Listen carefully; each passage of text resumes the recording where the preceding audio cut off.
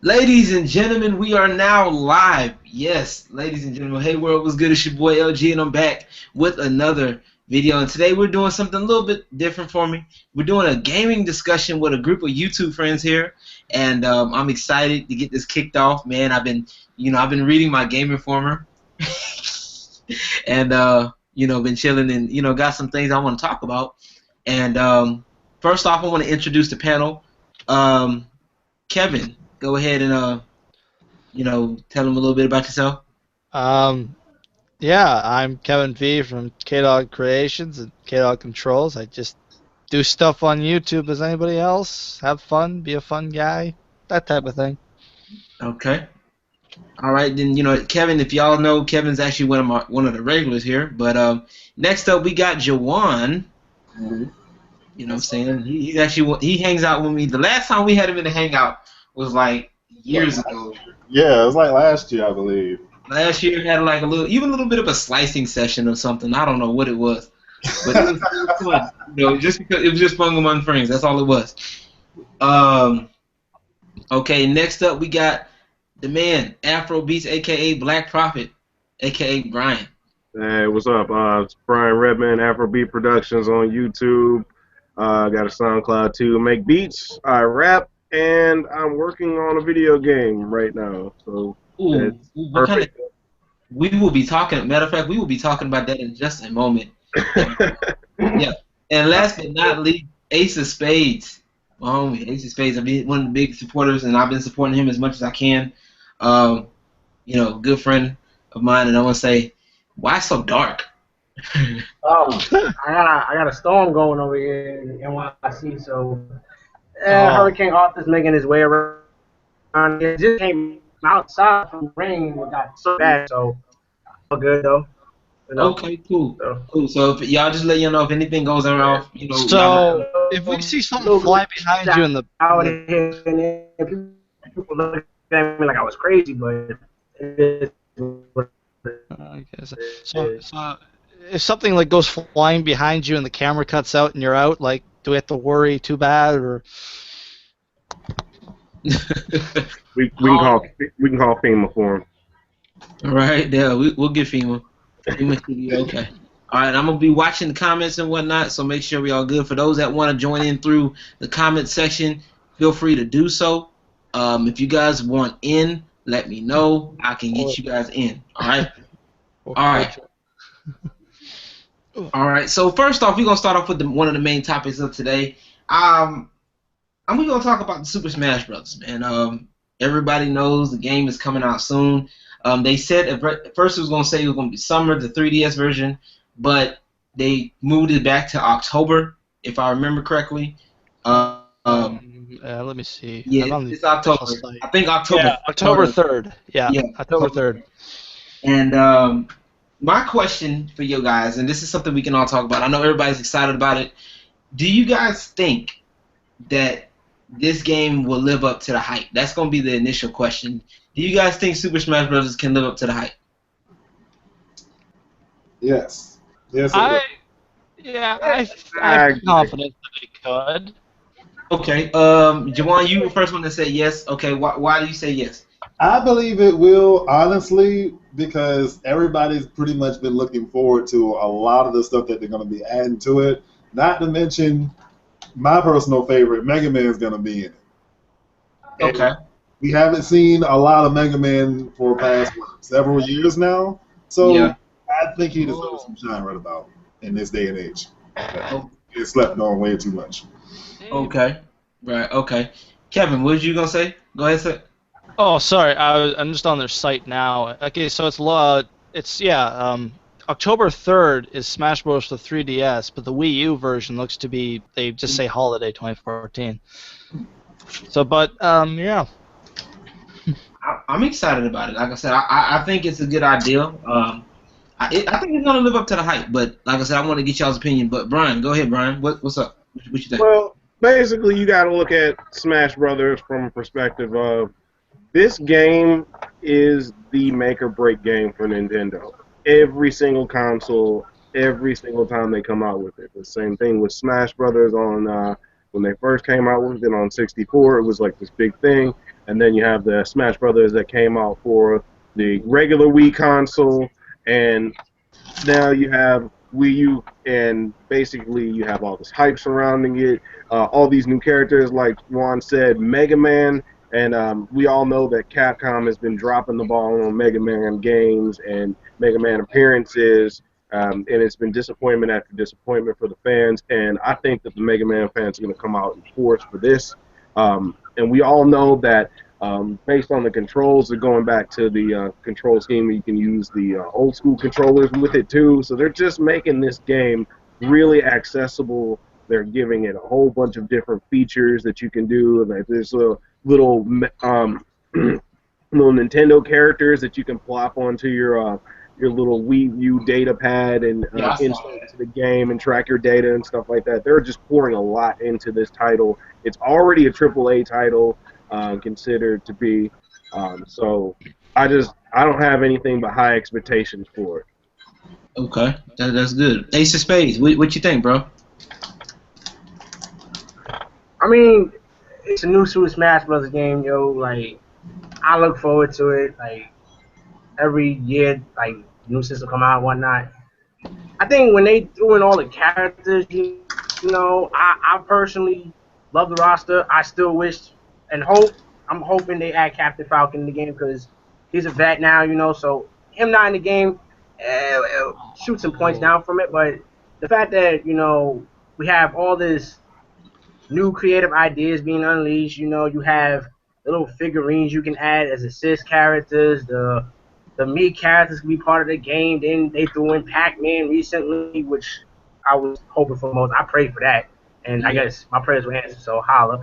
And then you throw in Mega Man. Mega Man hasn't been around since I don't even know how long actually, but thanks to Capcom, they lost Mega Man. Someone else took it over and rebooted him to Mighty Number 9. That game actually is under development. Actually, they had released game footage of it. I don't remember where the video is at, but so far it's looking pretty decent.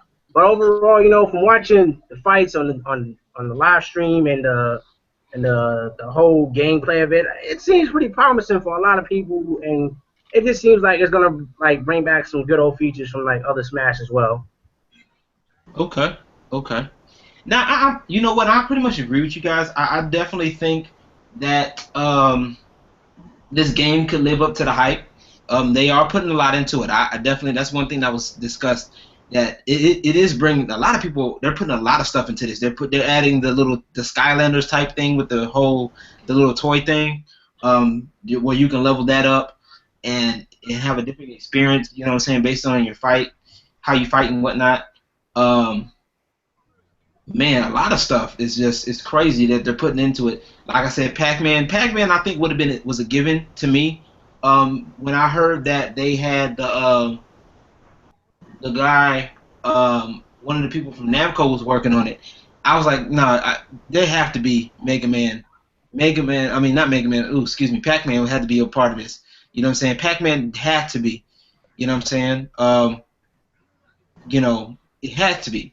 Because you got Namco, you got to have somebody, had to have somebody iconic. That they could have put in some Tekken characters like Heihachi, like they try to do with PlayStation All-Stars, but it probably wouldn't have had the same effect. I think Pac-Man was a good fit as a good choice for a character. The other features that they add, adding Mega Man was a good idea since they haven't done anything with Mega Man since then. Yeah, great stuff. I definitely agree with that. I definitely, a lot of stuff is going into it. From like what I saw at E3, they are really banking on it, and which also leads to another question: do you guys think that this could save the Wii U? Well, Hold on real quick. I think it might be able to. I mean, Mario Kart 8 really helped a lot to the Wii U, so I'm interested to see if this could try and do that as well and just kind of boost it even further. I mean, I'm looking right now at the roster of the they have so far, and it looks pretty cool. I mean, yes, they have the newcomer of Pac-Man, which makes me wonder if Pac-Man and Kirby will try to eat each other and see what happens there. I don't see Captain Falcon though. Or I don't see him in here on this roster right now. But but it definitely looks like a very well-packed roster of characters and new features and other cool things that they seem to be adding. And so I think it could maybe save the Wii U or help it out more, just like Mario Kart 8 seemed to have done, if they do it right. So yeah, I give confidence into it right now. Okay, so yeah, I think so. We pretty much agree that it's going to be it's going to be a great idea. You know, so I think we pretty much agree on that. I definitely would agree on that myself because it's definitely going to be something that I'm low key mad right now. I do want to say something about that. Like, I mean, a lot of people talk about saving the Wii U and the Wii U needs to be saved. And, like, I think that the Wii U's target is not what we think it is. Like, we think about saving the Wii U as far as, like, getting hardcore gamers to buy the console. And I Yeah. think that this may draw in some hardcore gamers because they do have that nostalgia associated With it, a yeah. lot of the Nintendo characters, but I don't think this is going to be like the system that like surpasses Sony or Microsoft as far as sales go in that respect. This is way more of like people who are getting their families and their children into gaming and stuff like that, and that's where Nintendo has always been at, because we've always like we as like our generation and in panels and stuff like that have grown up on Nintendo, and it's kind of like where they succeed at. Yeah. And I think that this console will be successful and this game will be successful in drawing more young gamers in, as far as like instead of drawing like the older crowd of gamers in droves like a Call of Duty would do, or you know, like a Halo franchise would do. Yeah. And before we get any further, I want to say we got two people that added into this conversation. LightandDark Ven, what's going on, bro? How you doing? Trying to stay alive from this hurricane. It's nothing bad. The storm actually isn't doing nothing right now. Okay. Yeah, you and Ace of Spades are right there. Prince Drizzy Dre is in the building, ladies and gentlemen. Yo, what's up, LG? Chilling, man. We want to welcome you guys to the gaming discussion. Like I said, we just got finished talking about Super Smash Brothers and you know, just our thoughts on the game and what do we think is going to happen. You know, does it live up to the hype? And are you guys looking forward to getting it? And Prince Drizzy Dre just dropped out. He'll probably be back in a minute. So, LightandDark Ven, do you have any thoughts on this? Well, you know, given it's what was it, Namco Bandai that's handling developing the game. Yeah, true. And side note, the reason why I said I was mad earlier was because I'm playing Sonic 2, and you know the special stage of Sonic 2. Yeah. Yeah, I'm down to. I needed one ring left, and I missed it. That moment right there. Remember the special moment stages. right Special stages is It's the. just that moment right there. You missed that one ring, yo. I'm mad, like low key. I'm done. I'm putting this game down. That's like why any- you should always be careful. I'll be like any other rage gamer and just throw my controller at the TV or out the window. It's one or the other. It's Not the TV, not the TV, no. Like the guy with the Wii remote, who does this remote to the TV. it's unfortunate, LG. It's almost like you're like a Sonic Smeagol. You just couldn't get the ring, unfortunately. Never trust the title special level. No, Special level, extra level, anything that's not part of the main story, don't trust it. Yeah, right. Yeah. I know. It's like, but I need it for the emerald. I want the emerald. No. But yeah, it came out. One of the Namco did come out for Smash Brothers. Some of the people from Namco are working on it, which actually is very interesting because it gives it more of a fighting element to the series. You know what I'm saying? That means if they pay attention to the history of Smash, it's particularly Melee, and how Melee was very competitively, they might add the mechanics from Melee or maybe even the Brawl mod into the new Smash Bros. And also, new Smash is also going to handheld. Can you imagine that the competitive scene would change wherever there's console-wise, then there's handheld-wise? Oh gosh. That's where you can actually. That's where you would not want to throw your controller at somebody. It's like that's BS. Either way, the You competitive don't scene for want to that do that. Smash. That right there is your game console. Not only that, but you'll be causing blunt force trauma to people. That Yeah. too. Not Two people were stabbed from a stylus due to a Smash Brawl. Pretty much. They're about to start flinging styluses like spears, like. That thing hurt, man. But people lose eyeballs. Ladies and gentlemen, that's make all. sure you have very sturdy glasses that can defend you from projectiles. Yep. Right? You get you some Google glasses and just. A small little square in the corner of your eye is going to protect a lot of things. Right here, look, I got one right here. See? There you go. That's look. Get the ballistic shield into your glasses. Somehow get a ballistic shield. Cut that shit into, to frame size. There you go. You are safe. Bulletproof glasses. Definitely. There we go. All right. But You yeah, need all the help you need for your eyes. It's gonna be a whole new meaning to Or I if you see. want to, you can harness down deep and try to harness some natural force field technology or something.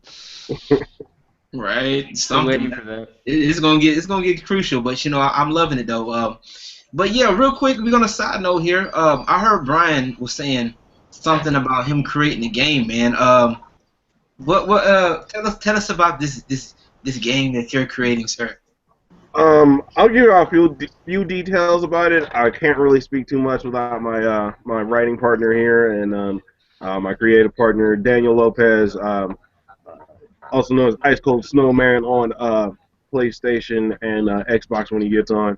But basically, it's a game that's set in a medieval setting, and there's dragons involved. They're central part to the story, and you as a character can travel with a dragon companion. It's an RPG style game. Ooh, RPG. I love RPGs. Yes. So you will be doing a lot of questing and journeying, and you'll also get to fight dragons on the way, as well as some other creatures.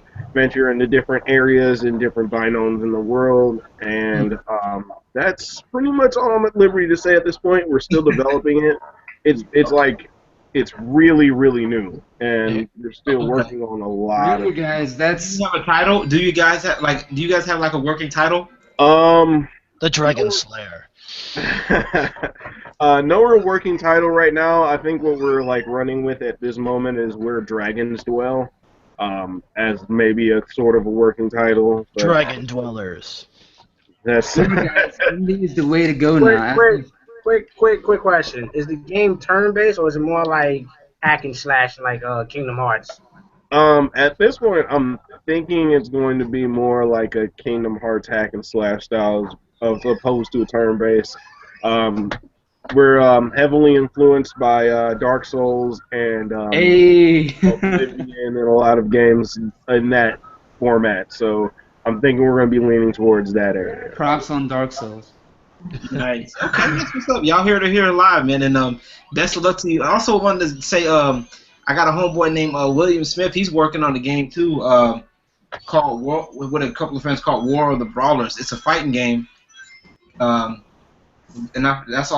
pretty much all I know right now. It's a fighting game, and they're getting some stuff done like spriting. They getting the music together right now, and it's some interesting stuff. So I need to hop on with some of y'all, man, because I'm just like dealing with issues, man. I just been dealing with some things, but that's another topic for another day. But Indies, yeah, man, it's the way to go. definitely want to give y'all props on that. So I'm looking forward to seeing what you guys have and whatnot as far as progress. You know what I'm saying? So that's definitely a thing. And so we're gonna go ahead and move right on. Anybody else got any other topics that you want to go to or anything? We were talking about two aspiring game creators, one here and one off. Indies obviously is the way to go. What do you guys think? Yep. Indie is the wave of the future. It's a current trend of the present, but it's definitely the wave of the future. There's a lot of different people who are talented. It's hard to get into the industry as it is without knowing somebody or being connected already. So for me, I'm mainly a writer. So for me to band together with another writer on a project that we can get together and then get on social media and then talk about. We can also sit here and go on to a Kickstarter and have people who like our Definitely game Kickstarter. ideas, support our ideas. They can donate towards the cause. Then we're basically creating a game for people who enjoy our game already. We have an installed fan base, and then on top of that, we have people who are exposing our game, and all this stuff is free.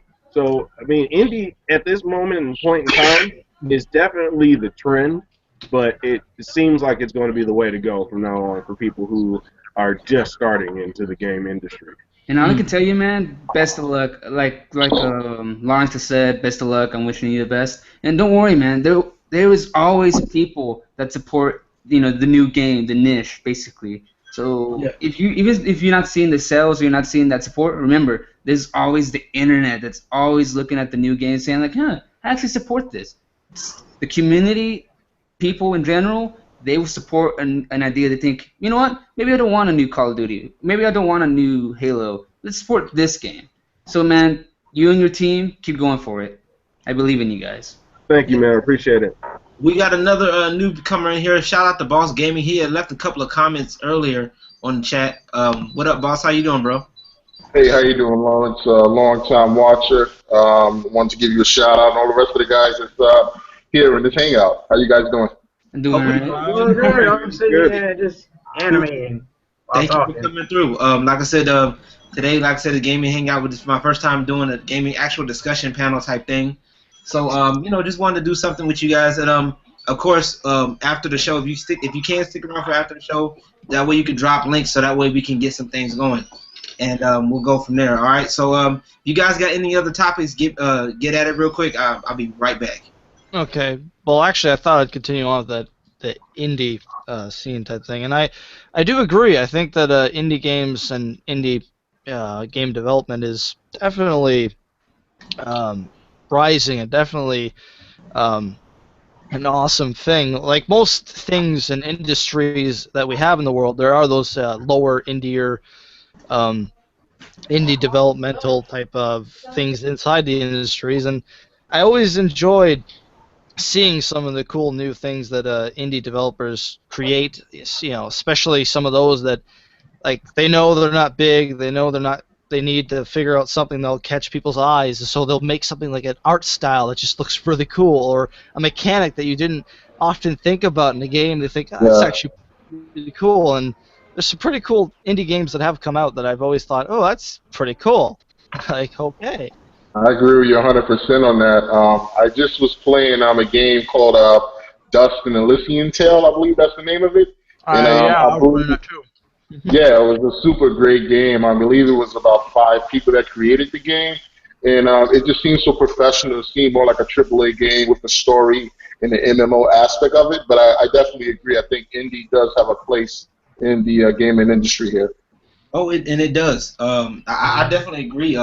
They can definitely compete. When I was looking at E3, when they had the Microsoft part, There was a lot of indies there. Yeah, the ID at Xbox, I think it was. It was, and they were showing a list of all these games that was coming out. One of them being Mighty Number 9. It was amazing. They had this one game that had the animation style of like a 50s, 60s cartoon. Oh yeah, I heard I about think that. you're talking about Crackdown. I think. Oh yeah. No, not Crackdown. It wasn't Crackdown. It was an indie game. It was, but I've heard about it it too. looked like one of those old Mickey Mouse type cartoons, like literally. Yeah, like a Steamboat Willie type of game, and I can't remember that game's name, but I know which one you're talking about. I think it was It blew my mind. I'm like, oh my god, really? This is an indie game? It wasn't the previous one, right? And a lot of times Monday. Lunes. Go ahead. Oh, I was just saying these indie games got a lot of. I guess indie developers got a lot to prove, and they do, because a lot of these games that are out there right now, like Marvel, some of them they're okay, but we want something different. I agree. I'm tired of seeing the same thing over and over after a while. I'm tired of seeing. I kind of get tired of seeing like a lot of these AAA titles. They don't take risks. You know what I'm saying? A lot of these big companies, they don't take risks. And that's because a lot of people they're so used to a certain type of way, a certain type of thinking. But you know, we're in the age now to where you gotta think outside the box. And if you really want to be successful, you gotta think outside the box. That's why Sonic is so popular. You know, that's why Mario's popular. You know, that's why a lot of these other games that we know that are popular today are so popular because they stepped outside that box. And And what these indie developers got to do now, they got to have that same. They have to have that same thing. That's why I like what game, for example, a Sonic game that I liked that a lot of people didn't really care too much for. Two of them actually in particular. One was Sonic Battle for the Game Boy Advance. Yep. Yeah, that was a good one. That was I would love an HD 3D remake of that. That game was good. It was a great fighting game. It was great fighting, great Sonic game. You know, all that good stuff. You know. Hey Lawrence, not to cut you off, I think that a lot of gamers get caught up in the flashing lights of the big A game companies that spend 30, 40 million on development of a lot of games, and we think that being that they spend so much money on it is going to be such a great game, and when it disappoints, it kind of make a second guess. Is it really worth it to spend that much money on games? And I think that ultimately the indie game market or sector of gaming is showing you that, hey, look, 2 or 3 guys can create a great game with a very cheap, low budget. Indeed, you're right, and that's exactly what it is. Yeah, and that's something that we gotta get a hold of too, and we can't get so caught up in the AAA title or the company that makes it all the time. You know what I'm saying? Activision makes really good games, but not every game is good. You know, just because we can't get blind about the fact that if Activision doesn't make a game, I'm not gonna buy it. You know what I'm saying? If Ubisoft doesn't make a game, I'm not gonna buy it. You feel what I'm saying? Yeah. Ubisoft does make pretty good games. I mean, AAA is just a word, you know. Uh-huh. It just depends on the minds of the people who make the game and deliver on their promise to it. If not deliver on the promise, we'll go exceed their promise. Yeah, you can have a AAA title that's like a complete flop. You can have a game that is hyped up and had all these millions of dollars of advertisement poured into it, and it's a complete flop. Kind of like Watch Dogs? Oh, sorry.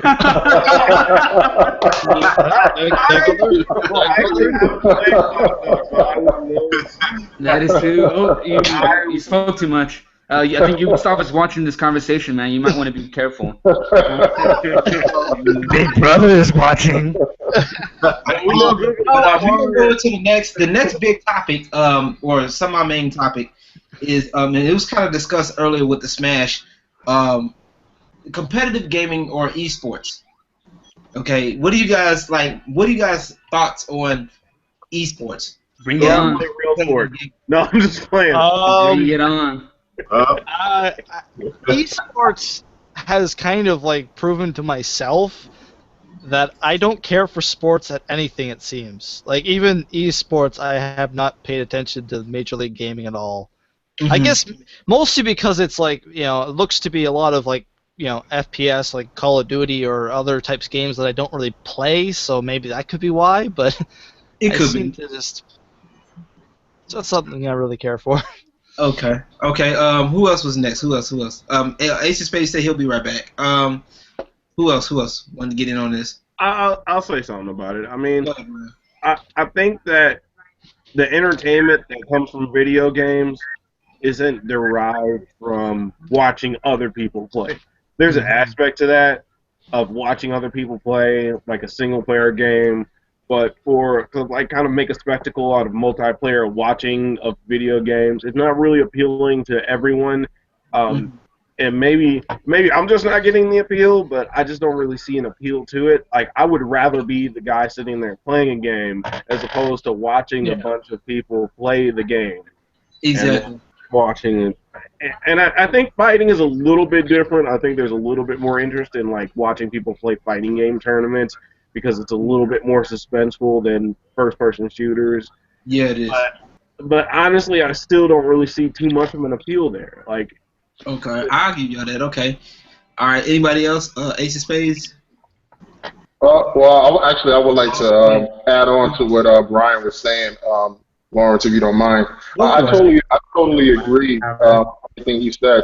Like if you're playing a single player game, which has no multiplayer or cooperative play, yeah, you're more in tune and more likelihood of watching that and getting anything out of it would be more higher than watching someone play a multiplayer game because you want to be a part of that experience and a part of that whole deal. So, absolutely, Brian, I definitely agree with you on that. Okay. Anybody else? Because I'm Bring it on, really. I mean, at least in shooter-wise, I don't play Call of Duty, but I play Battlefield. And the players that competitively play Battlefield don't have the same mentality as Call of Duty or some of the people that play the vanilla game, which is basically camp and whatnot. These guys have tactics, and I've seen some competitive players playing Battlefield, and it's intense. People going on in tanks, making sure they're flanking the enemy and capping the flags, or may it be Rush where you're converging on the enemy, making sure they have no chance to breathe, and they take the objectives. And competitive and maybe esports, no offense, but all of us say that we don't care about it, but there always will be someone that wants esports or competitive play. League of Legends, StarCraft. Yeah. Oh yeah. Hearthstone, Yeah, a new game by Blizzard, Hearthstone. Even that might get a competitive. Oh, it doesn't. to a degree it has. So it really doesn't matter whether we like it or not. It will be a cornerstone of the future, basically. As for esports, fighting games, I fucking love it. Like I look at the competitive play when I'm fighting, and I'm like, I can't do that. As much as I can try and practice, I would never do that. So I agree with someone who said that it's suspenseful, because a lot more suspenseful. Because I'm always waiting for the underdog. When the underdog wins, I'm like, yes. Oh yeah. LightandDark Ven, I just want to say real quick, you play Battlefield, you're officially my friend now. I play Battlefield 4. I love it, man. Rush is definitely my favorite game mode. Like it's basically because I remember back in the day when I used to play Unreal Tournament, and I remember I guess their own Rush mode, and it's like we're storming a castle. I'm like, I fucking love this. And then when me and my crew went to Battlefield 3 and did Rush, it was just like, this is officially my favorite game mode. Fuck domination, fuck team deathmatch. I love Rush. So anything that's like storming the base, I'm down for it. Oh yeah, Rush is definitely one of my favorite game modes. I played 3 with like a group of friends, and so when you have a group of friends, like you have about 4 people, and you guys can squad up, and you guys can make yes, it is the greatest feeling in the world. The greatest feeling in the world because you feel like an efficient task force. Absolutely. And you know what though? I mean, it's my personal idea with it. I love the idea. I love it. I love the idea. I love being able to get paid to play. You know what I'm saying? Get paid to. I'm coming from an angle of actually, putting myself in there. I understand that if you're watching it, it might not be as fun like with Call of Duty. With the FPSs and stuff like that. That's understandable. But I'm looking at the fact that I can be there. You know what I'm saying? It takes some work to get there, of course. With any competitive anything sporting event or whatever, whether it's basketball, football, Call of Duty, whatever. But there are some similar. I do think there are some similar qualities between those that, as far as like sports, actual sporters, and events like basketball, soccer, versus people that do esports. You know what I'm saying? All right, I got your comment. Like Dark Ven, he said he'll step out for a bit. Be right back. All right. But I like that. I like the concept behind it. I like being able to, like watching Evo. I think Evo is gonna be next weekend. That's gonna be some crazy stuff. I'm excited for it. I'm happy. It's something just to be there, to be competitive, and to get money, be able to doing what you love to do, making money off of it. You know what I'm saying? And being able to compete at a high level against people around the world. You know what I'm saying? And to be able to take on people like whether it's Call of Duty, getting your team together. Like I'll say when I was playing Call of Duty frequently, and I had a clan together. You know what I'm saying? We was, once we started working together, we killed it. We smashed it. You know what I'm saying? We was on it. We was loving it. I mean, once we, it takes teamwork. It takes people working together and getting things done. But at the same time, when that teamwork does happen, in games and team games like Call of Duty or it's a beautiful thing. Now you got games like they even do competitive gaming for NBA 2K, other popular games out there. I just wish they would broaden it out a little bit more. My thing is they should have more or better. It's a new thing, of course, so they need to get it well connected. Like with the majors, you have your local, like the levels that I thought of or I see is like you have your local level play. You know what I'm saying? And local, and I'll throw on LAN too, like online play too. I'll throw that up there. That's like probably higher, a little bit higher in the the hierarchy. So you have your local play where you playing with people from whether like across the street, best buddy across the street, to people that across the city, maybe across, maybe a little bit across town, maybe a little bit going out of town, just a little bit. You know what I'm saying? And these are people that kind of play the game that you play, and you kind of get like tips and tricks and matchups. You know what I'm saying? Stuff like that. Then you have your online play, which is of course online. You get to play against people online, and really that's kind of different too because you got to make up for lag and all of that other compensation stuff. You know what I'm saying? And that's, to me, that's what kind of kills it. When you play online, sometimes you can't really take stuff like that seriously because of so many things that can go wrong. Oh, but You know what I mean? The rage. Yeah, people rage quitting. Rage is real. Yeah, rage quitting and people leaving it out. It's a struggle, man. Yeah, but I finished with some those Street Fighter. right. But then you have your minors, which you have like seasons beatings. I think like in a fighting game community, you have like I forgot what some of the minors are. The minors also too. I forgot locals can also be like mom and pop shops or gaming stores that hold tournaments too. That could be local. Minors could be like a little bit better, like actual arcade places. Like here locally in San Antonio, we got Ultra Arcade. That could be local / minor-ish because they actually held. I don't know for those that love playing Marvel vs. Capcom 3. If you've ever heard of the Curly Mustache tournament, yeah, they came down here last month in Ultra Arcade. IFC Yipes, he's a pretty big name.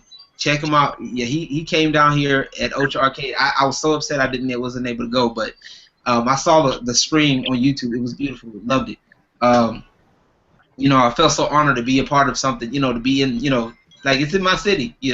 But that's something that could be minor because you have the potential to hit, to get more exposure. You know what I'm saying? And then of course you have your majors, which is like MLG for Call of Duty, game battles, stuff that's on a national level, the national platform. You know what I'm saying? I think if you connect those three, it could be something that could be a very great thing. Like I said, I like the concept, especially if you're able to make money off of it, and combine that with like things like YouTube, where you can post up your gameplay, Twitch or something like that, where you can post your gameplays, where you can post up gameplays, give tips, do whatever, communicate with other people, like Maximilian, great. It's some great stuff. You know what I'm saying? I think it opens the door for a lot of things if done correctly. That's just my personal opinion. Want to say big welcome to Jeffrey. Welcome, Jeffrey. I see you. Keep doing your thing, man. I know he you got like 3 channels, man. I know you got a main channel for music. You got a gaming channel that you just got partnered recently with the network. And then I got the WWE Network. WWE Network. So yeah, we talking about competitive gaming. Remix TV. Yeah, got it. Right now we're talking about competitive gaming. Do you have anything you want to share with that? Yeah, I mean, as far as the competitive gaming goes, it's like one thing that I really want to see more of is like a strong, like all this quitting and whatnot. It kind of messes up the function with gamers. It's like you got, like, if me and you, say for example, was to play a full-on series of games, I would like no quitting. It's like play the battle on through. Like it's kind of like how the Madden community is. It's too much quitting. Like I don't know why they do that. It's so much, especially in fighting games. Especially in fighting games. You ain't never lied about that one, because fighting, like Street Fighter, like, I've done well. It depends on what ranking you're in too, because if you're in the lower rankings, you get more rage quitters than those that are in the higher ranks. Yeah, they feel like they really can't beat you or whatnot, so they're just like oh whatever, I'm not doing this, and they just hit that power button and turn back on and see if they can find another person to fight. Yeah. Oh, man. It'd be like that. It'd be like that, but at the same time, I just sit there. I would sit there and laugh at that. I think though that there should be a button on the controller. If you want to press it to quit, it should say "I'm a little bitch" or something. Just if you want to quit something. To say. Yeah, I should turn this game back into GameStop. That's the button you said. Exactly. Wow. Yeah, that's true. I mean, but see, that's one of the things that I think that's what kills it for any competitive scene. People that rage quit, people that quit in the middle of the match. If you getting stomped, if you're getting stomped, there's people out there right now, like Chris. I think Justin Wong has some stuff on there, some tips somewhere. I forgot what site. I think it's a VidHubs. I gotta go look. But I saw something talking about dealing with pressure. You know what I'm saying? Dealing with, as far as working on execution, working on things that that can help you get better at a game. And and sometimes you just gotta, sometimes with a game, when you practice though, sometimes it doesn't go your way. You know what I'm saying? And you may get pressure. Especially fighting games. I think it's more prevalent to me, my personal opinion, in fighting games than it is in Call of Duty. I think most pressure comes from fighting games in general. Like that's just it. I think where fighting games. I think in my personal opinion, out of any genre of games, I think fighting games are the hardest to get down. Yeah, a lot of it's mental though. It's easy. Like people get mad and think, I can't drive this car. I mean, it's easy to drive a car in a racing game than it is to master a combo in a fighting game that takes hours and hours of practice and a lot of dedication. You feel me? Like I can easily drive a car. It's easy, But then I gotta sit here and learn a combo that I'm gonna use against somebody. I gotta sit there and practice that. Yeah, because you gotta get. I definitely agree on you. Sorry, Lars, I didn't mean to cut you off. I definitely agree with you on that. I think that fighting genre today in gaming has completely changed from when I used to play it. I remember playing the first initial Street Fighter that came out on arcade. There weren't any combos. It was just straight kick, punch, and jump. I think now with all these special moves and special ultras, it's kind of making the game more difficult. And not only if you're not really good at playing a fighting game, it's hard to really learn to remember all that shit personally. And I remember, I forgot what Street Fighter was, where all you had to do was press like 2 buttons to perform a super, and that kind of diluted the experience because you didn't feel like you earned it. You didn't feel like you did anything. So I think that ultimately, if you're good at fighting games, I think that you're going to be good at it. But if you suck, then I don't know how much practicing you can do. Yeah, that's what I was saying. Practice, that's it. Because I see these Street Fighter videos on this YouTube channel. I think it's called Yoga Flame. I don't remember. There's a guy that plays as Dudley. I forgot his name. I think it's Smug, Pie Smug or something like that. And he be wrecking people in his combos, and they're just all changed up. They're not the same. And I'm like, how much time do you take out of your life to do all this? Can I do this? Can I be the one to do this? Like, come on.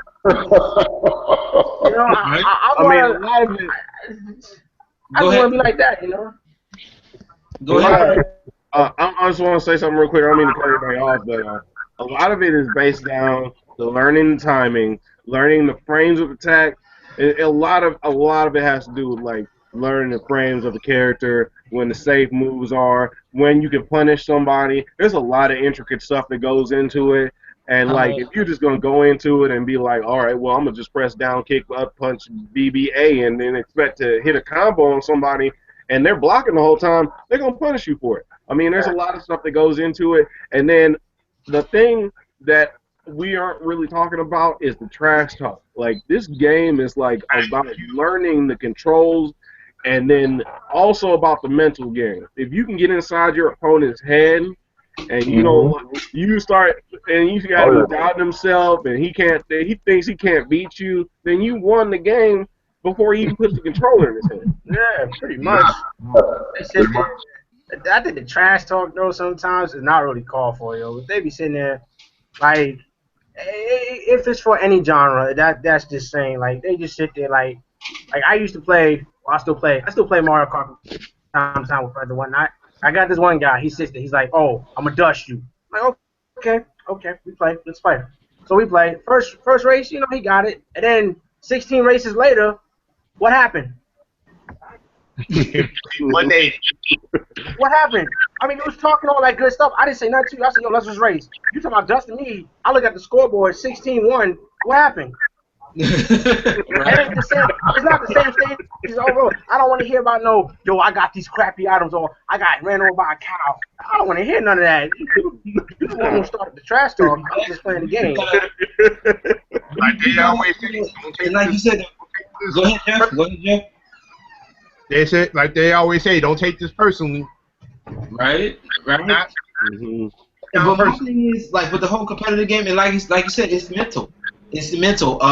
Knowing, getting things down, the timing, the frame data, the learning curve.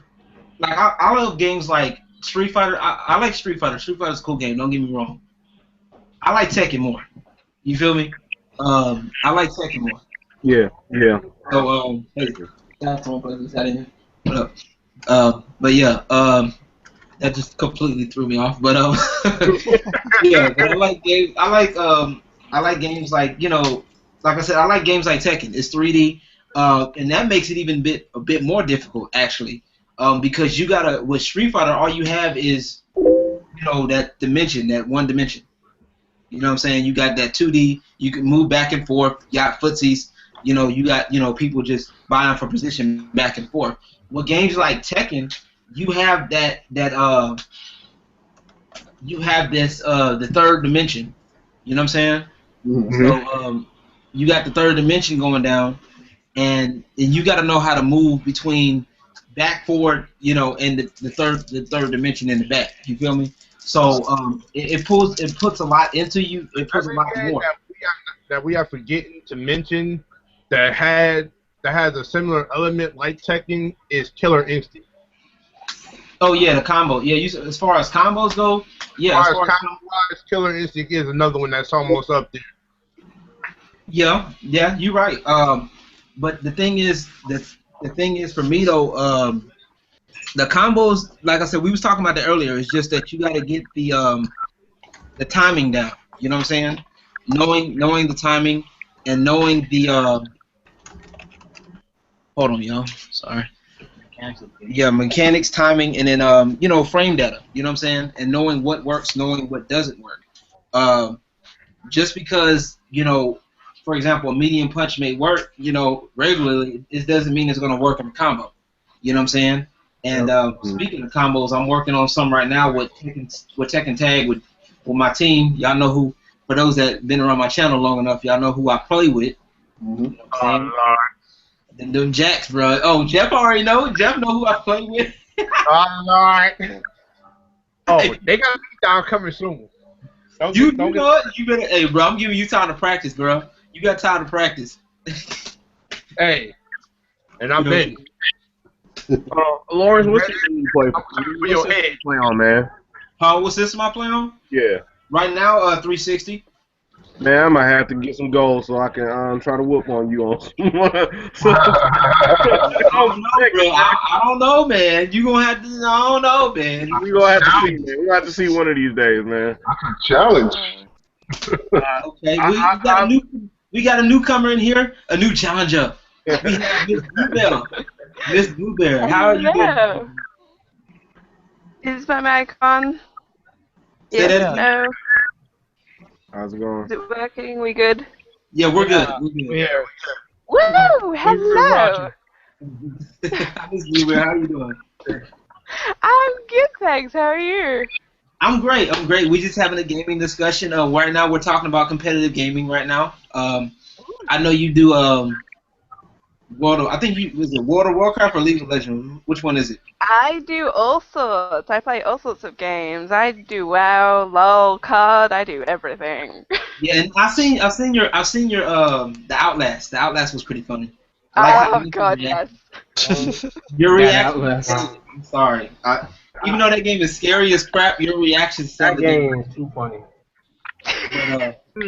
But yeah, of course, if you, like I said, and for everybody that comes through, if y'all can stick around, be sure to put y'all links in the chat on your right hand side, please. Open your chat, put links in so we can all network in here, and we'll go from there. All right. So, what are your thoughts, right quick, Miss Blueberry, before we move on? What are your thoughts on competitive gaming, like as far as like WoW on this games like League of Legends or World of Warcraft on a big level? You know, going on competitive play. I kind of enjoy it, to be honest. I Okay. like the fact that you can have that competitive side and have something to work towards, because it's kind of like a ranking scale, you know, how you verse each other and you want to be the best. So I kind of like that you have something to aim for and want to beat each other. So I kind of like that sort of aspect of it. Okay, I feel you. I like the aspect too. And I like making money off. You know what I'm saying? That's I love being able to make money off. Oh Lord, getting photo bombs like crazy. It's all good. I'm like, You're getting messed with background continuity, you know. I know. Like, ugh. But also, hold on one but also question. brings me a question with competitive gaming and whatnot. And would there ever be like injuries with thumbs and fingers in that sort of realm of things? Like this player is out. He has to go for thumb surgery. Okay. Carpal tunnel syndrome is serious. Whoa.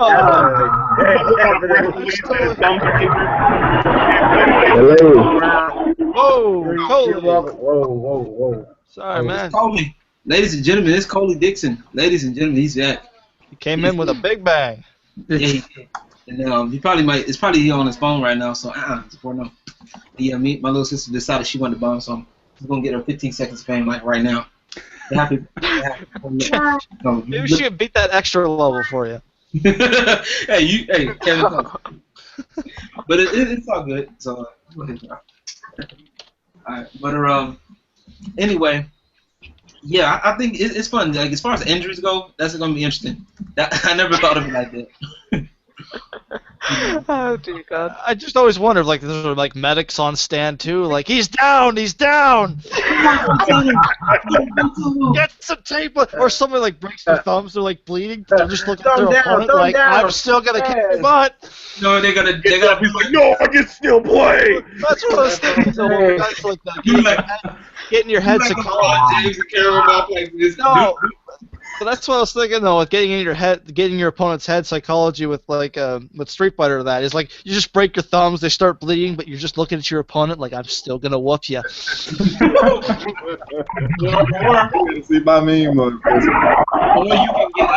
you can get carried off like LeBron. You know, just carried off. You know, with your hands like this. Remember, guys, I work at Walgreens, so if you like to support my company, buy some Ace bandages, wrap it around your finger. We sell that, by the way. Oh, but I'm too cheap. I like duct tape and Kleenex. It just. Your money ain't loyal. Your money ain't loyal. Duct tape and Kleenex, really? I wonder what goes on with that. I live in redneck town, okay, of Canada. Struggle being real for real. Struggle too real. That is crazy. But, I mean, hey, at least he's saving money. Wow. More money for games. Right? You know what? I'm not a duct tape, so I mean, I guess I just had to go get the mace band. No, but what do they call it? What's your nickname? They call me duct tape. Or duct tape thumbs or something like that. That's how he trains. He tapes duct tape to his thumbs and uses One man, one mano, one game. One man, one rule, one game. Oh, and Kleenex. Oh! You're heading into uncharted territory there, my friend.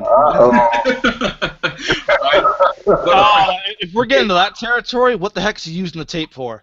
Good question. I want to know. Yeah. All right, look, this is a little side conversation here. Little small combo. What got you into gaming? This will probably be a big topic on the next episode. But I just want to briefly, briefly ask you guys, like, what got you into gaming? Let me start with since Blueberry just got in here. I'm gonna start with Miss Blueberry. Thank you. Then it's gonna be Boss.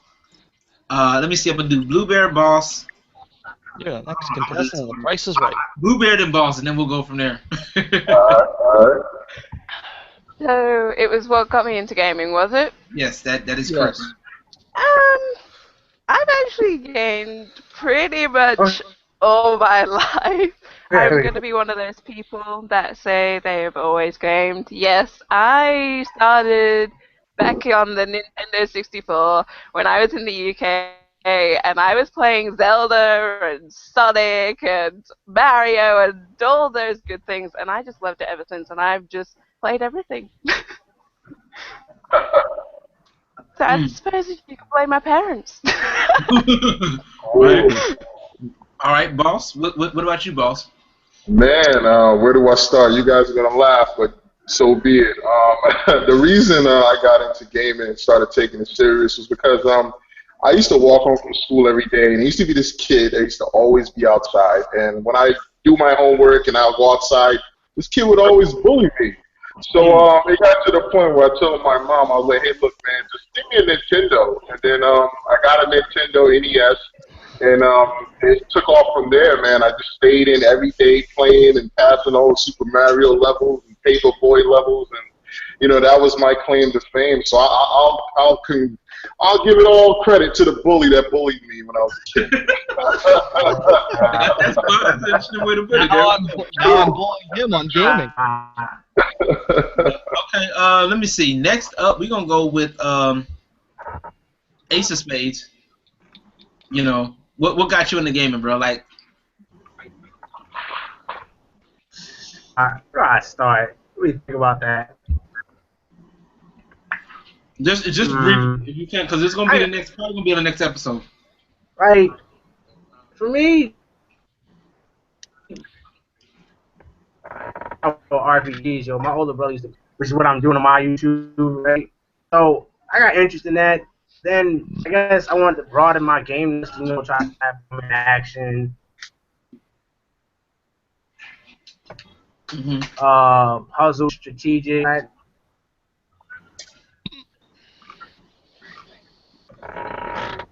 Can we? Uh-oh.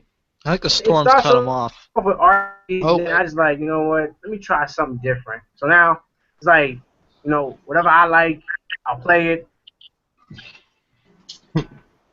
Yeah. Yeah, hear me? Yeah, we get you a little bit. Yeah, the storm's kicking you out. That's why I asked you real quick. So, can you? Yeah. I think the storm's kicking you. Yeah.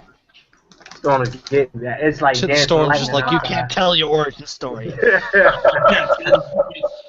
You must not tell the secrets of your gaming career. All right, Ace of Spades, we're going to come right back to you if you can, all right? Is that cool? That's cool. All right, Brian. Oh, you called me while I was texting a little bit. But no, how I got in the game, and boss, don't feel bad, because I'm right there with you, man. Like, right on, man. Yeah. I mean, I was begging my moms and my dad for a Nintendo. Straight up begged them. Just like, Mom, can I have a Nintendo? And they were like, no, it's too expensive. No, it's too expensive.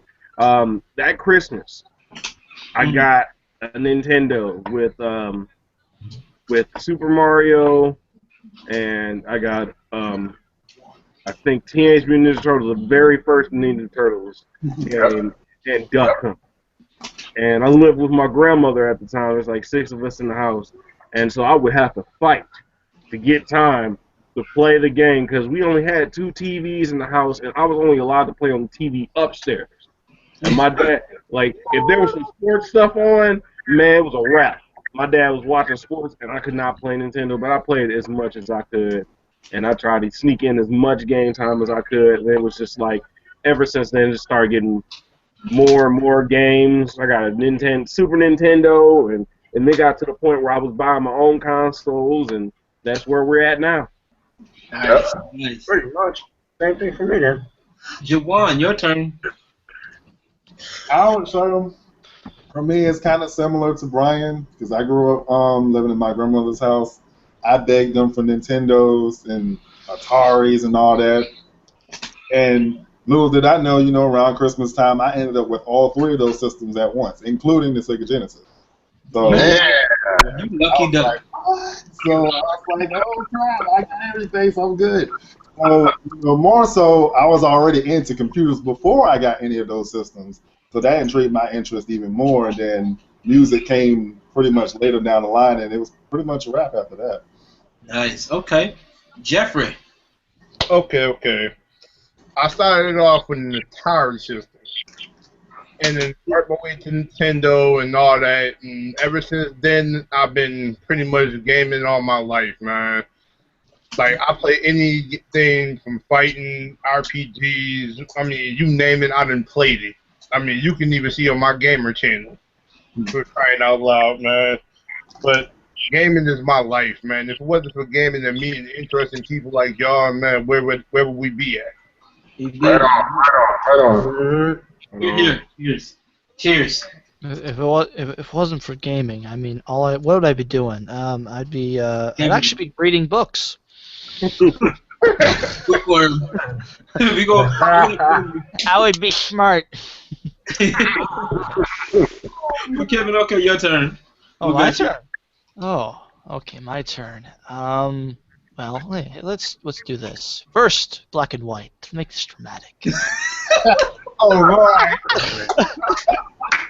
First, What happened? started. Really? Did the lights, right? Time for a It's flashback. all over again. Well, okay. First, it was Pong. No, of course not. Actually, first it was Super Nintendo. I used to play as a kid, Mario, some bowling game I think as well. There's probably other games too that I can't remember. And then I think I used to play the Sega, whatever, with a friend or whatever they had, so stuff like that. And then I think we got a Nintendo 64, so that had like some Mario 64 and other games that I probably cannot remember we had because that's the majority of what we played. And then it moved on to I wanted an Xbox as a kid. When I wanted my own system, I wanted an Xbox so bad. I was like, yeah, I'd like an Xbox. So for Christmas, I got, great present, a GameCube. That was the one thing. I was like, dang it. But I still liked it. I still liked the GameCube. It's still a great system for Nintendo. It's still great. So I had all like Mario games in it. Mario Kart Double Dash was the kind of pack kit it came with, so I had that first. And then I had like Luigi's Mansion and other awesome GameCube games. And then I think it's just moved on to like 360 now, and it's just kind of continuing on from there. So yeah, it's fun stuff with gaming and boarding and stuff. All right, LightandDark Ven, are you in there? I am still here. All right, go ahead. Tell us a little bit briefly about your gaming story. We're gonna be, like I said, we're gonna be probably going to this more next time. So, and we'll be talking more about getting a schedule, attending the schedule if we can. So, yeah. I like to give props to Nintendo for starting it because I first started with Nintendo 64 back with Pokemon Stadium 1 and 2. Pokemon's helped me start gaming. Who knew? Yeah. Pokemon. Pokemon Stadium 1 and 2, Mario Kart 64, Legend of Zelda Majora's Mask. And then I went to Nintendo, then for some odd reason, Nintendo 64, then Super Nintendo. And for the longest time, I stayed with Nintendo 64. It was good because, Bros was still there, Smash Bros. Then after that, I went to Sony's. I went from PlayStation 2, oddly, then went back to PlayStation 1, but went back to PlayStation 2, stayed for the PlayStation 2 for quite some time, and then PlayStation 3 and PlayStation 4. So Sony and Nintendo for life. Those two are the biggest companies that helped me, get gaming in my life. Yeah, Sony pony. I remember. Sony phony.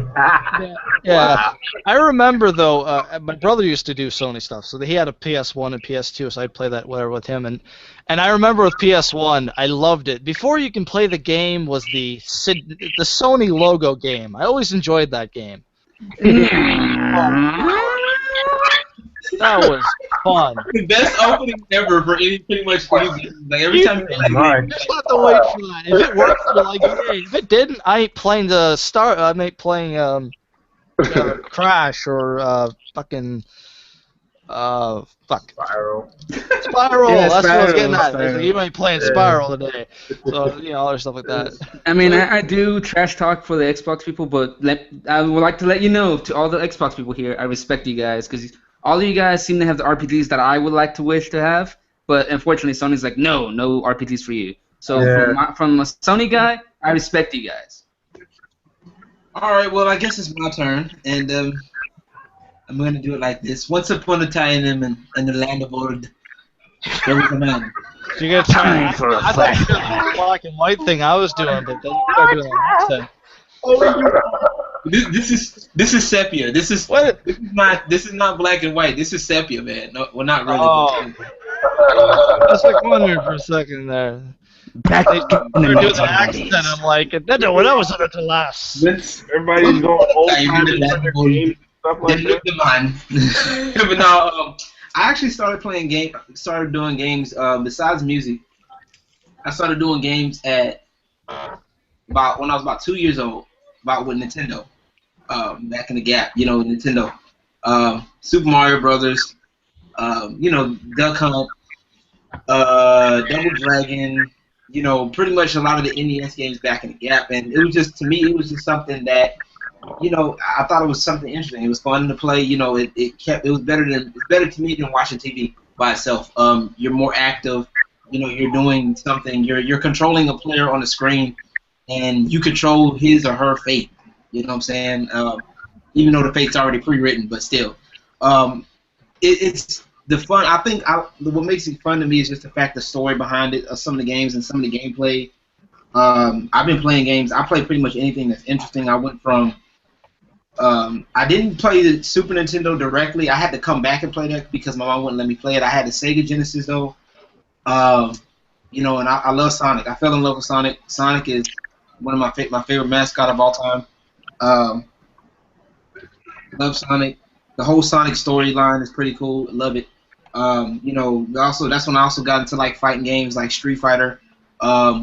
Man, I was there for a lot of iconic stuff with video games, like with Mortal Kombat being the first game to cause the rating system that we have today. Man, that's crazy. You know what I'm saying? It's some crazy stuff. I was there like witnessing history with games and stuff. It's crazy. And it's a fun thing, and it's fun to meet people that have similar interests, and also whether it's competitively or not. It's some fun stuff. You know what I'm saying? But yeah, like I said, I just wanted to briefly go into that topic. And the last main topic we're going to have for tonight, I've been reading, if you guys looked at last month's Game Informer magazine here, it's the Call of Duty Advanced Warfare. And I was reading the actual article itself, and it had me thinking, do you guys think, now I know a lot of people are really at this point are getting tired of Call of Duty. Call of Duty Advanced Polygons. People are really Call of Booty, because it smells like booty. Booty. Now with more ghosts. Now Call of Duty with twerking. Okay, that's fun. Okay. Like the Call of Duty Ghosts, now with more Wii It's the new next one teabagging. coming out with is Call of Duty. We're just appealing to the lowest common denominator. My thing is Call of Duty with this new Advanced Warfare? Will you think it'll pull this series out of mediocrity right now? Oh Yes.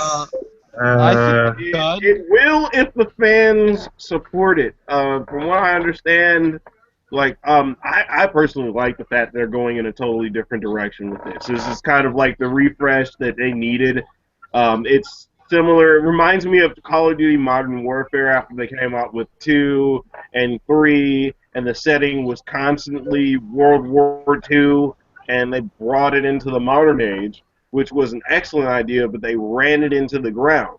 Releasing a game every year between Activision, between Infinity Ward and Treyarch, releasing a game every single year and building upon that, it's kind of made it feel like the Madden of first-person shooters. Yeah. When they finally released video for Advanced Warfare, and I was looking at the game, the E3 game footage, I was like, whoa, this is actually pretty awesome. Me personally, I think Treyarch is rolling in their grave because this is where they could have went. This is what Black Ops 2 should have went, but they didn't. I think that this Call of Duty, I think it's not going to be the one for it because I think that there's just way too many shooters right now that's in the market, and I think that this Call of Duty that's about to come out took a lot from what they see Titanfall do. You know, the double jump, the exoskeleton suit. That kind of made me feel like it's a rehash of Titanfall with guns and modern warfare, I guess, in a sense. But I think that the market right now just has way too many shooters, and I think that if you look at multiplayer gaming as of lately, they're trying to push us towards cooperative gameplay. I don't know if you guys actually sort of have noticed that. Like with the Division, with the, I'm just going to mention Assassin's Creed, Unity, even though it's not a first-person shooter. But I think that the gaming market is going towards more team-based player versus computer or NPC type of warfare gameplay. That was basically E3 2014 in a nutshell. There was a lot of co-op games. May it be co-op games, or would it be going to co-op with like a tablet or a smartphone? Yeah. Indeed. And I give you that.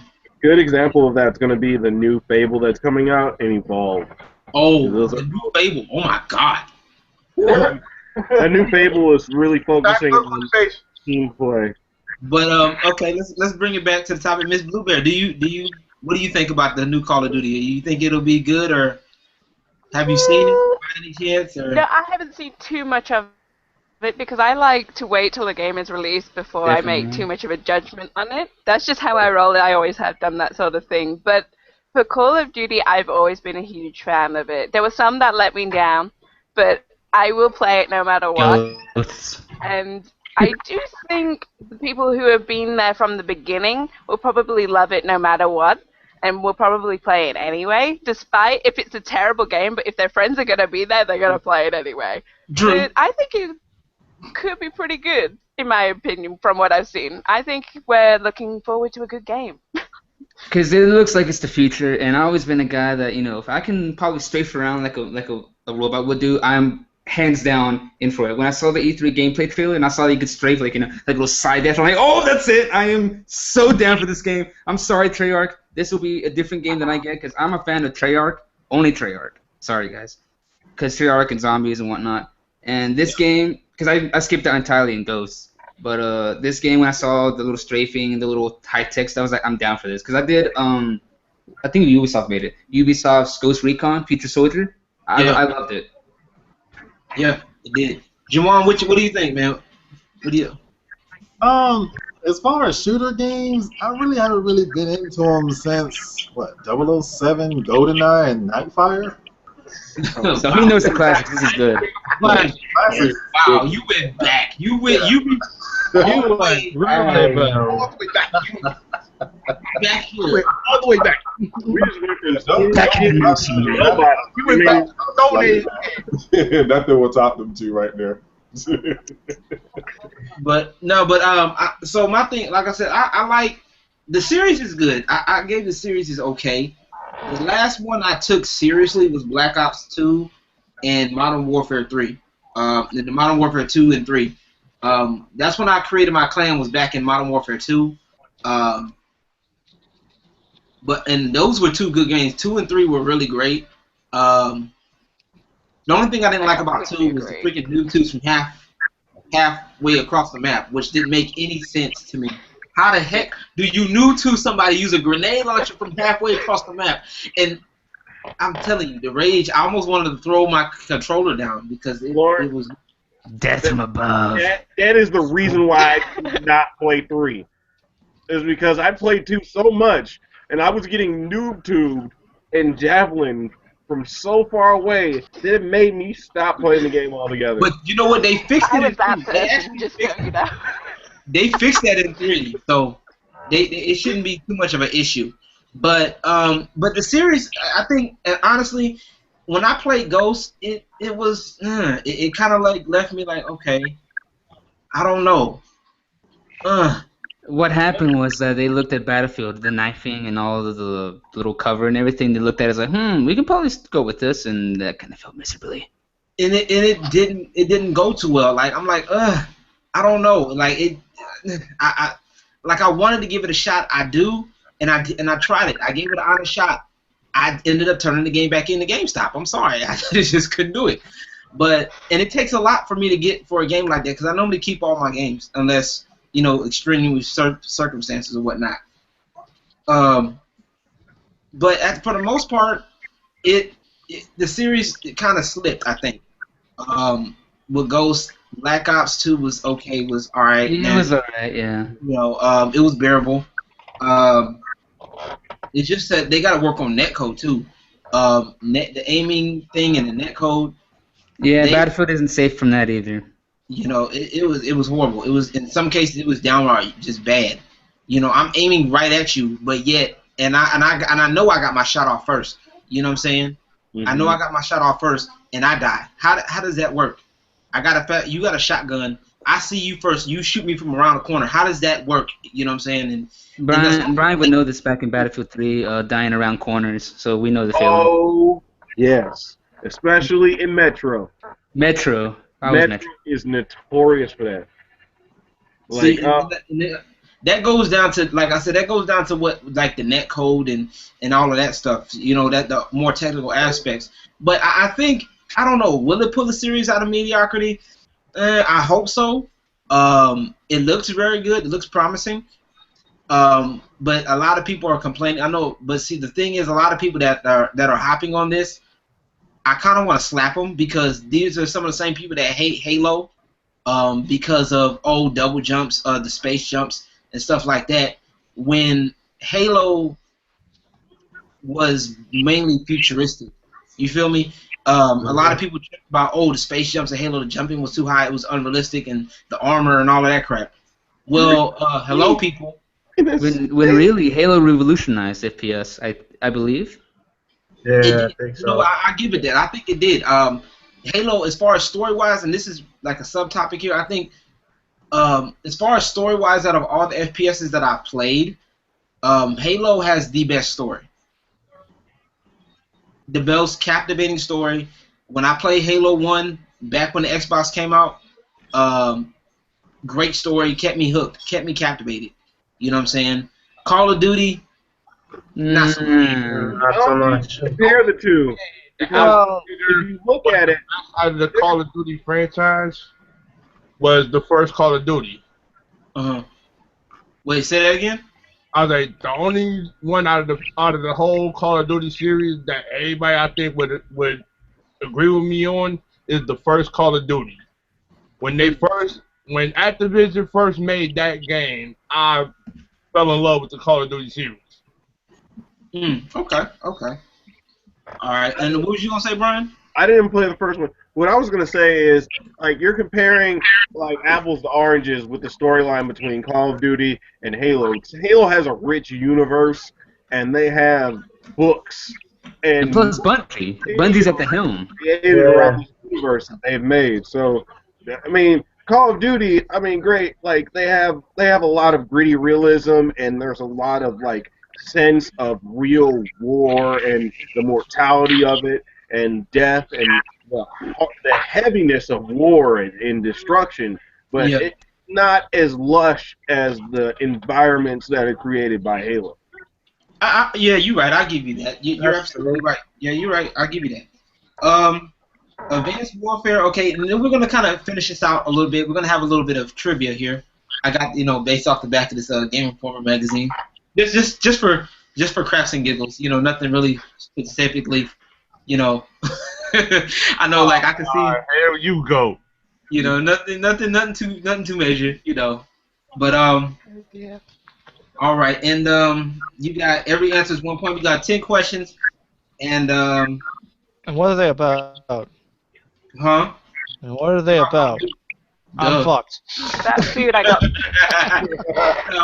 We gonna mess around, but we gonna mess around. I'm gonna do some more stuff like this eventually. So we're gonna go ahead and do some Fingers crossed. matter of fact, you know what? I'm gonna change it up.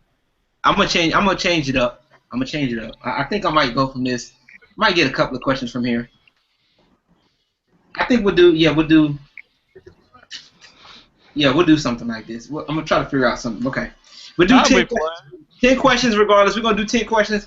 Some might be from this, the Call of Duty. Some might be from something else. So y'all stay. I'm gonna keep y'all on y'all toes. So I'm keeping y'all. I on wish your I had that magazine now. Welcome to LJ Trivia. Hold on a second. I gotta grab my copy. Don't cheat. Oh Lord, y'all got Don't cheat.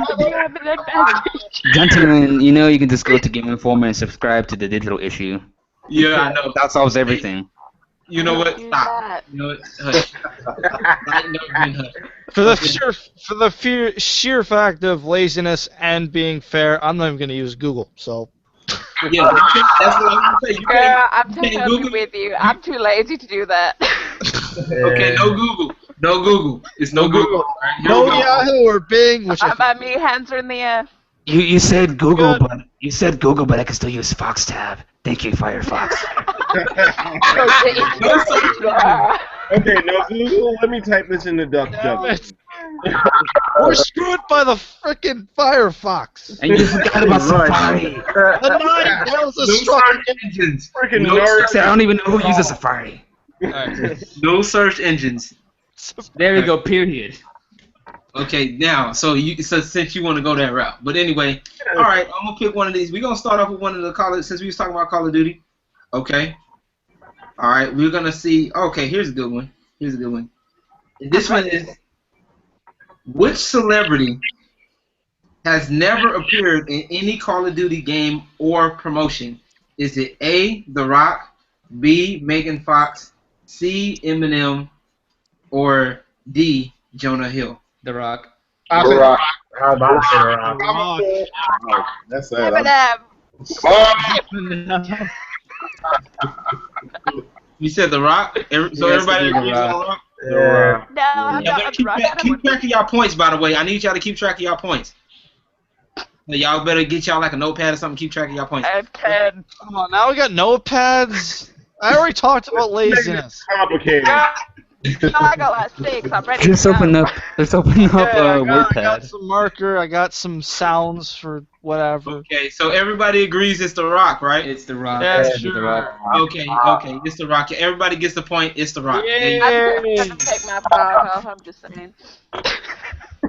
Oh, let's type in the chat. There we go. This means we're right. This means we're wrong. Dramatic sound effect. Alright. Or maybe I should go with something short. Okay, well.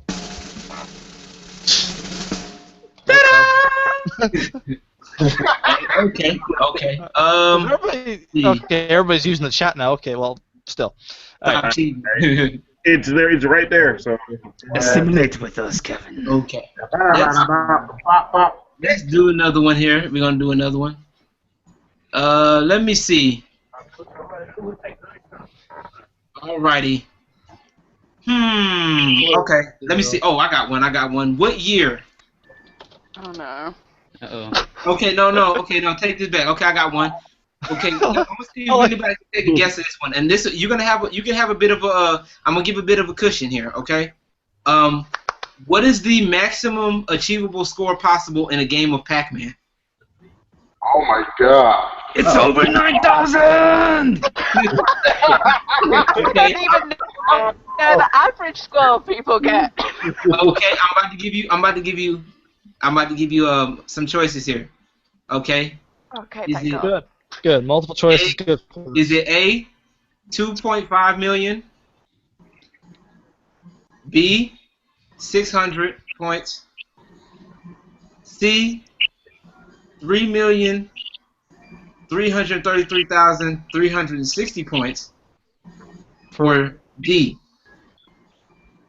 Um, 5 million. I'm gonna go with 3 million points. C. Wait, what was D? What was D? 5 million. I'm gonna go with C. Going with C. I'm going with 3 million. Hey, Brian. Yeah, Yeah, 3. I'll go with C. Okay, everybody. Yeah. Okay, everybody's right. Yeah, it's the maximum achievable score possible in a game of Pac-Man is 3,300,000. That's good because I was teetering on A and C there. A and C. Well, let's go with majority. Okay. All right. Let me. Okay, this one's true or false. Okay. Okay. Bring it on. All right. The first ever product released by Sony was a rice cooker. Oh. False. It has to be false. Oh. I love my Okay. teeth. Who said? Okay. What did he say? Okay. Okay. Who said true? Me, go blue. Yeah. I'm gonna say false for me. So. I have to say false. She's the only one that got it right. Oh. Damn it. Wow. That was the point. Okay. So I'm still at 2. All right. Question number 3. Makes sense. They have to. They're in the land of the rising sun. Of course they eat rice there. Ah, true. Okay. Here's a question. What was in the original arcade Donkey Kong game? What was Mario was not called Mario. What was his name? Oh, Dirt. Nope. I have the You got a starting multiple letter. choice. Oh, man. And then this is Damn. Got that one. Phil. Mario, right? Forgot name. I thought you were giving us some choices. I don't think. I feel kind of cheated. I don't think he had a name. I was about to get there, y'all. Hey, hold on. He had a name. Was it Jumpman, Oh, okay. Hype Man, Cappy, or Kirby? It's Jumpman. Jumpman. It has to be Jumpman. Jumpman. Everybody's going for Jumpman? Yeah. Yes. Okay, everybody's right. It's Jumpman. Everyone's tied. What is this? I'm about to mess with y'all in a minute. Hold on. I'm about to. We're coming from the comeback, though. At least I Oh, caught yeah, myself. where's LG? Okay. What was the first ever video game Easter egg found? Nope. Oh. I'm done with this one. Man, who would know I that? need a white flag. I like that little hand I'm screen enjoying there. this That was right well now. played. Wow. Put your weapons down, boys. Well, Okay, boys and my ladies. system. Okay, I'm gonna give y'all a hint for a system. Okay, think retro. And I'm talking about I'm talking about like before 1990s. Like Born in '93. What do you mean? Before 1990. That's like the 1990s, like 1990s and before. Let me just put it like that: 1990s and before. Space Invaders. Ooh. Basically, Space what system, Invaders. though? Give me an idea for a system. No, Okay, that wasn't one. Sega Genesis. Okay, either Sega Genesis, Atari, Nintendo, or Sony PlayStation. Atari. I'm not a tie. Atari. I'm going to Sega Genesis. Let's say Okay, Atari. who said Sega Genesis? That was me. Okay, who said Nintendo? Oh. Who said Atari? Me. Okay, Atari is the correct one. This was actually it was in a game. It was actually in a game called Adventure for the Atari 2600 to be exact, where the player could access a room displaying the name of the game's creator. Oh. Ube really coming for that You're comeback. so good at this.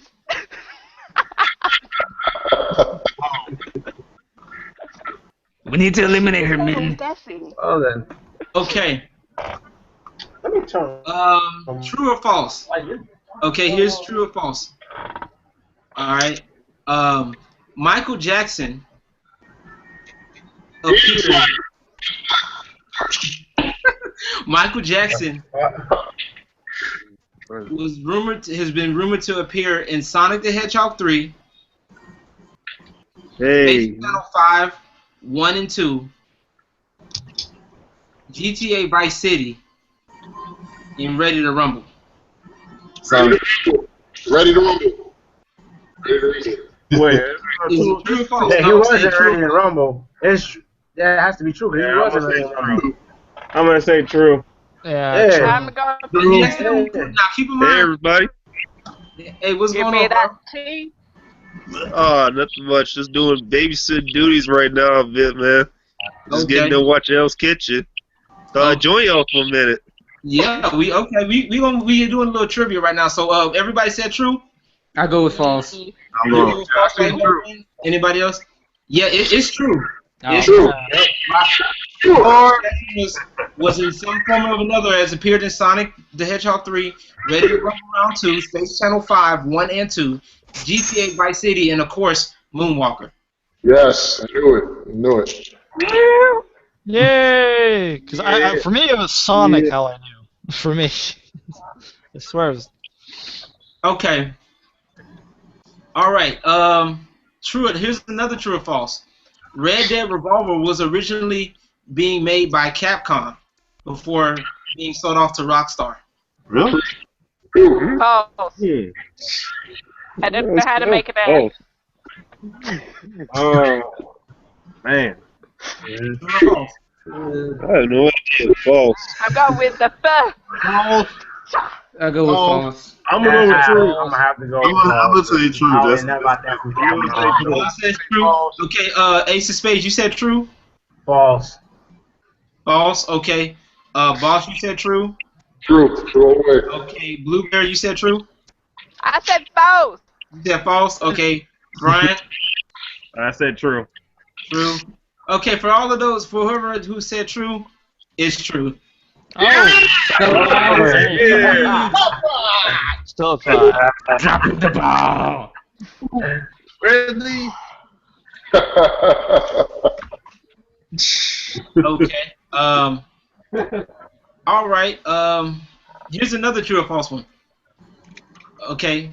Tomb Raider's Lara Croft was originally the name Laura Cruz. True or false? I'm gonna go false. False. False. Oh, Yeah. For those that said true, you are correct. Yeah! Really? Knew that. What? Don't ask where, because I forget. But I swear, Where's the I heard that somewhere. Alrighty. Let's see. I'm about to have to get another one. I'm about to do a couple more. Doing a couple more. Okay. Mario. True or false? Here's another true or false one. Mario has an official surname. True or false? True. True. What was the question? It does. True. Yeah, Mario, he does. Yeah. Mario has an official surname. Yes. Yeah, that's true. Yeah. My capital. T. Capital true. True. I'm gonna say it's false on this one because Nintendo has never given. It says Nintendo never gave Mario an official surname, Oh, really? Okay. even though Mario Brothers is just that it's Mario. Yeah, and then Luigi Mario. Okay. I So thought we were gonna have like a that was a good. one That was that actually was all a good official but question, never though. announced, sort of thing. So we just got an okay.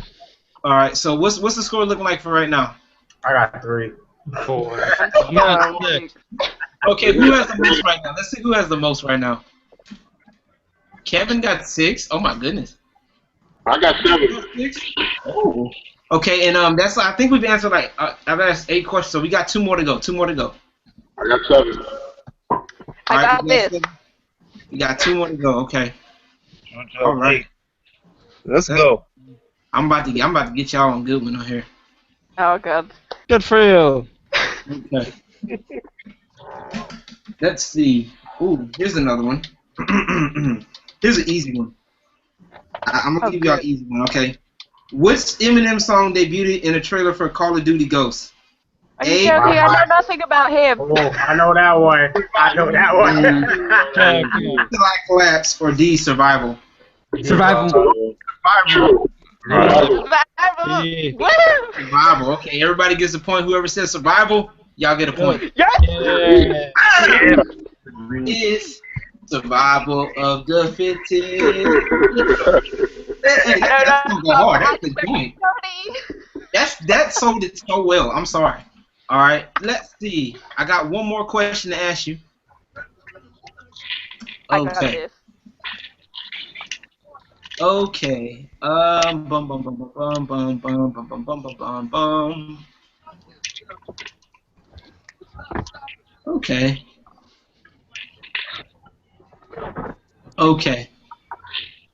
I was gonna do something regarding the Sims, but now I don't think y'all. Not too many people play Sims in here. I play Sims. You still? Been there, done that. Let's see. I'm trying to find a good one. I want to find a good one for y'all. That'll just stump the heck out of y'all. Okay. Okay. Here we go. All right. Last but not least, Nintendo. True or false? Nintendo translates as "leave luck to heaven." No. Oh, How do you make an F? Everybody says false. I go with true. Okay, LightandDark Ven's the only one that said true. Anybody else? Leave luck to heaven. That's what it translates to. That y'all don't believe that? Wait. I'm gonna have to go true. I'm gonna go true on that one. Okay, whoever said. I'm gonna say that. Damn, I'm gonna have to go true. Okay, final answer. yeah, what's that true? I saw that web browser. I saw that. Get your cheating ass out. I'll stick with false. It's true. Ladies and gentlemen, it's true. No. Yes. Crazy. Nice. All right. So that's about the end of that one. Let's see who got the most points here. Let's look at who got the most points. I'll still put what I have. I got 8. Inception. Okay, you got, how many points you got, Ace of Spades? 5. Okay. Boss, how many points you got? 8. You have 8. Okay. Bluebeard has 7. Kevin has 7. How many points you have, Brian? 7. How many? 7. 7. Yep. Okay. Juwan, how many you got? I think I got 5. That's it. Can we give him a participation And Jeffrey, how many award? points you got? 6. 6. Okay. LightandDark Ven, how many you got? Oh, 6. Okay. Well, it looks like today's winner is Boss. He has 8. Ladies and gentlemen. Boss. Well done. Yeah, I was expecting a sudden death coming soon. I was expecting a sudden death between Kevin and Blue. but no, I want to thank everybody for joining in real quick. Everybody that wanted to come in to be a part of this, I want to say thank y'all once again. It's gonna be it for tonight's hangout. But let's start with Miss Bluebear. Are you still there, Bluebear? Always. Okay. All right. Let them know where they can find you at. Oh God. They can find me at YouTube. I can't even remember my link.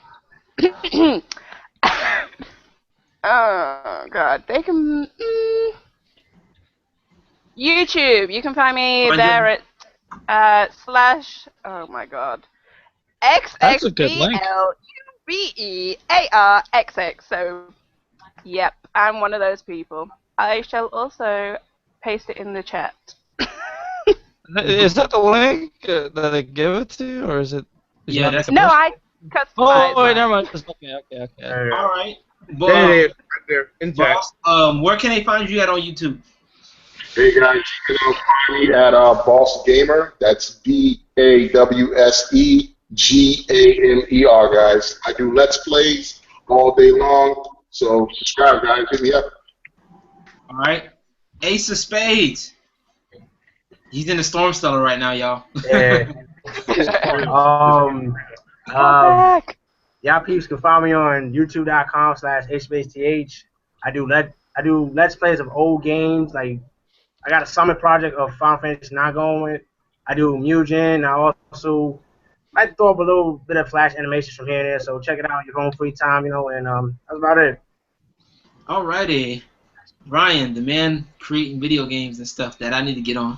But go ahead, tell them where they can find you, bro. You can find me on YouTube, Afrobeat Productions. I also have a old AMV channel. It's Life Student AMVs, LIFE Student AMVs. That's my other channel. You can find me on SoundCloud. I'm on SoundCloud as Afrobeat Productions. Also have a second channel called Afrobeat Productions 2. You can find me on. Look me up on Facebook at Afrobeat Productions or Afrobeats. That's my fan page, and yeah, that's about it. All right. And also, he's a part of the SNYM contest right now, where he's murking the competition right now. Oh yeah, I wanted to mention that too. Like, that reminds me, I gotta do. I'm gonna do my results later, and we're gonna go from there. All right. So yeah, but Jawan. Yeah. Tell them where they can find you at, sir. You can find me on YouTube at YouTube/user/UltimateBiosBarJ, where I pretty much stream all my Mugen content and stuff like that, and to showcase the new stages and new characters released by the creators. Okay. Nice. Mugen. Ace of Spades, you might want to get on that because he does Mugen too. So yeah. Yeah, I'm gonna get on that. Jeffrey. Tell them where they can find you. First of all, you can find me at J Reezy Productions. That's with a Z at the end. I also have WWE Remix TV also coming out with WWE Remix Volume 3, which my man Brian so happily made some tracks for, and also featuring the Stardust. Also, I have my J Reezy. Come see me on any game platform. I'm also featuring Old School Thursdays right now, which I'm, as you know, the last game I put up is Mega Man 1. Come see me on Twitter, DJ J Reezy, and add me on Facebook, Jeffrey Lewis. That's about it for me. All right. Kevin. Hey, okay. Tell them where they can find you, eh? Okay, you can find me simply by wishing for my name. Okay, no. You can find me is at youtube.com/ just look up KL Creations, as well as youtube.com/ KL Controls, and that's my gaming channel. So you'll find me there, vlogging, gaming stuff on both of those. You can find me on Twitter and Facebook, conveniently overlaid here at KL Creations, and facebook.com/KDogCreations. That's just guaranteed link stuff there. If you want a more personal touch with Twitter, you can also find me at KevinVKC. That's my personal Twitter, where I put more personal stuff and fun things like that. So yeah, that's pretty much where you can find me on the internet, or Wish on a Star, either one. All right, LightandDark Ven. Let's see. I'm kind of starting, but keep looking at Lawrence for in the summer. I'm actually the gaming journalist for Coley Dixon's The Sonic Show coming soon, new season. Let me know what's going on with that, by the way, Lawrence. But you can find me at youtube.com/user/LightandDarkVen. You can also find me the same way on Twitter. Just go at LightandDarkVen as well. I'm going to drop the little gaming group that Lawrence is in as well. You can share some stuff there too. You feel free to advertise your channel, your content and whatnot. Right there, that's posted it. And that's it, really. And I'm also on YouTube. I'm trying to get some Let's Plays started right now. I also do some streaming. I actually bought the Allegato Gaming Capture Card, so expect some stuff coming from YouTube or stream-related stuff that you might find on the groups. And that's it, really. That reminds me. I gotta get I'm trying to upgrade my PC so I can get on Twitch and start streaming. And I know you guys would love that. You know, I get to actually play some people, and y'all get to see me whoop people's butts like Jeffrey. No, I'm just playing. Had to bring another thing. Yeah, I did. You have like. It's all. But go ahead, go ahead. It's gotta be the first time, but the second time will not be the same outcome. Oh, that's it really. I just wanted to share the group so that way all of you can come in and go ahead and post your stuff there. Let all of us stay in contact with that group because I don't know if Lawrence created a group for only gaming content exclusively. I know it says LightandDark Ven on all gaming news related. That's only because I put links, on certain stories and whatnot, maybe new games releases and whatnot. But I am open to allow you guys in and put your stuff in there as well. Because you can use me as a base to, advertise your content, bring your people in. Let's all have a good time on the group. Indeed, we'll do. All right, It sounds so Marques. warm and lovely, doesn't it? Marques, can you hear me, Marques? And he just conveniently went off. Oh, I'm back. Sorry. I've been doing some babysitting during most of the nights. Very about that. Just tell them where they can find you real quick, and we'll let you go back to babysitting, bro. Okay. You guys can find me at YouTube. My YouTube channel is Mega Man J 2004X, or you can find me on Instagram at MarkyMark6891, and find me on Facebook through LG or through Coley Sonic Show. And that's my pro there. Yeah. Okay. Gotcha. Totally. D want to say thank you everybody for those once again that came in through. Great turnout. This is really not bad for a first time doing this. So great turnout. Thank you guys for coming through. Boss, appreciate you coming through. Blue Bear. Blue Bear was actually a nice little pleasant surprise. I wasn't expecting Miss Blue Bear. Thank you so much. Well, it's actually a really convenient time for me. I thought, you guys are probably all in America. I probably won't be able to make it. And then it told me you guys were on. I'm like, hell yes, I'm coming.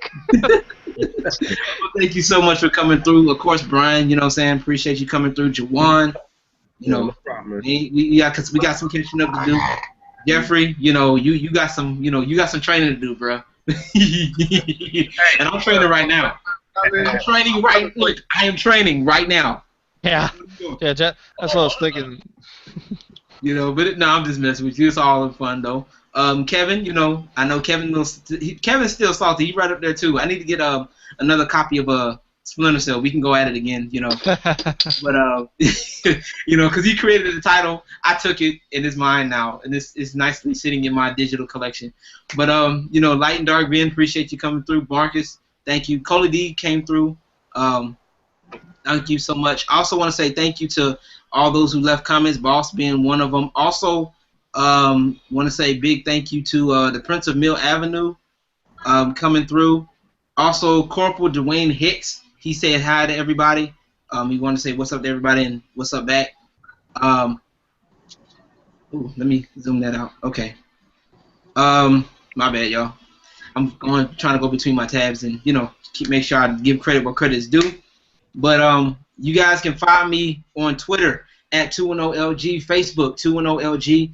Also, be sure to check out the Dynasty Network. I have a network where I can partner all of you guys' channels. For those who are not partnered yet on YouTube, I can get y'all partnered. You know what I'm saying? I'm excited about that. How can I get in contact with you about that, Lawrence? Oh yeah, we'll do. We'll be talking right after this, so we'll be talking off camera. Stay here, and like I said, we'll be talking about that.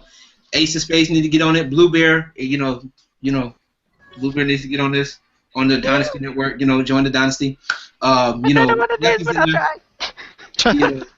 Brian, Brian's gonna be in there soon. He doesn't know it yet.